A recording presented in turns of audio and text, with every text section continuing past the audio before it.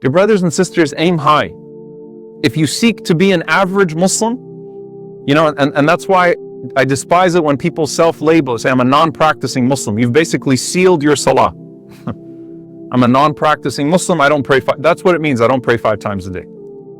Aim high. If you seek to be an average Muslim, you're going to be a very deficient Muslim. If you seek to be a person of taqwa, then maybe you'll fall short and you'll sin sometimes. But if you seek to be a person of ihsan, seek to be a person of excellence, there's one way there, and that's a personal connection with Allah. Ihsan does not come except through personalizing that connection with Allah subhanahu wa ta'ala.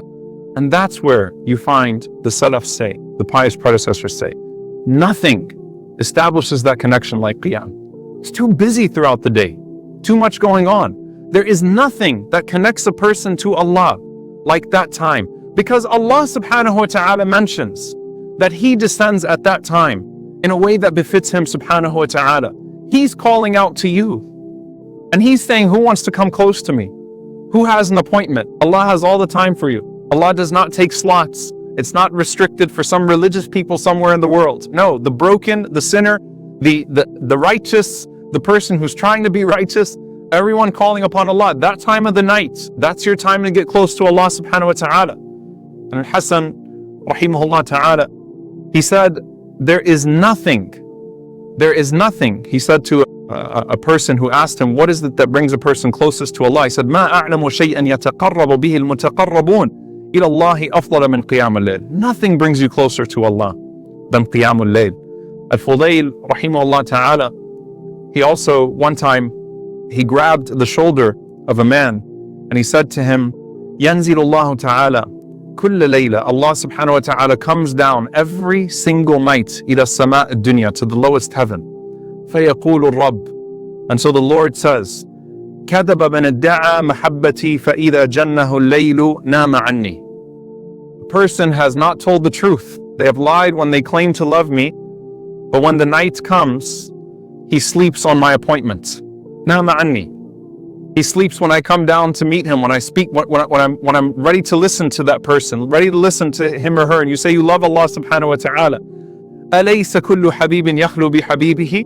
Allah says, isn't it that every lover spends some time with their lover? And He says, ها أنا ذا مطلع على أحبائي إذا جنهم الليل. Here I am looking out to my servants when the night comes, looking out to my lovers, those that love Allah subhanahu wa ta'ala. غدا أقر عيون أحبائي في جنتي. And He says, and tomorrow when they come to me, then I will satisfy their eyes, I will cool their eyes, I will fill their hearts with my Jannah. Those same people that I love. You want to be from those who are muhib of Allah, those who really love Allah subhanahu wa ta'ala? That's that only time, no distractions. 15 minutes, 10 minutes, something small. And the greatest thing you can ask at that time is forgiveness. That's the greatest thing. What am I going to ask Allah? Forgiveness. The greatest causer of stress is your sins, because that's what puts the barrier between you and Allah. And that's why that idea is always at the forefront of any discussion on tahajjud, any discussion on the night prayer from the Quran and from the Sunnah. وَبِالْأَسْحَارِ هُمْ يَسْتَغْفِرُونَ. In those last moments of the night, they're seeking forgiveness from Allah. The last 10 nights of Ramadan, Allahumma innaka afuwun tuhibbul afwa fa'fu anni. You're asking Allah for forgiveness. هَلْ مِن مُسْتَغْفِرٍ فَأَغْفِرَ لَهُ. Is there anyone that's seeking forgiveness so that I can forgive that person? As Allah subhanahu wa ta'ala says to the angels, as He sees that slave of His standing up at night, يَقُولُ لِلْمَلَائِكَ انظُرُوا مَاذَا يَطْلُبُ عَبْدِي. Go see what he's asking. Go see what she's asking me for. فَيَقُولُ الْمَلَائِكَ أَيْ رَبِّي رِضَاكَ وَمَغْفِرَتَكَ. Oh my Lord, they're asking for your pleasure and for your forgiveness. فَيَقُولُ اللَّهُ أُشْهِدُكُمْ. Allah says to the angels, bear witness, O my angels, أَنِّي قَدْ غَفَرْتُ لَهُ وَرَضِيتُ عَنْهُ. That I have indeed become pleased with that person and forgiven that person. That's your time to get close to Allah and ask Allah for sins. That sin that's wearing you down, that sin that's bearing on your conscience, it's sins that prevent qiyam, and it's qiyam that prevents sin. So you got to take that first step of walking away from that sin, and that step forward is going to be at the night prayer. And that's where you say to Allah subhanahu wa ta'ala, Ya Allah, I'm sorry. When everything's quiet, when it's just me and you, I'm sorry, Ya Allah, and I'm seeking your forgiveness. The last thing I will say, dear brothers and sisters, in this regard is don't belittle the small amounts of qiyam.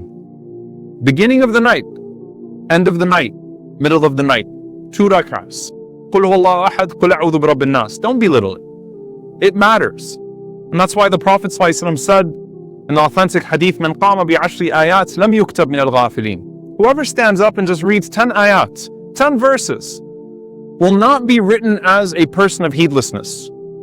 Do not be from the ghafilin, those people who are heedless. Heedlessness means you have a barrier. You don't perceive God properly. You don't understand your purpose properly.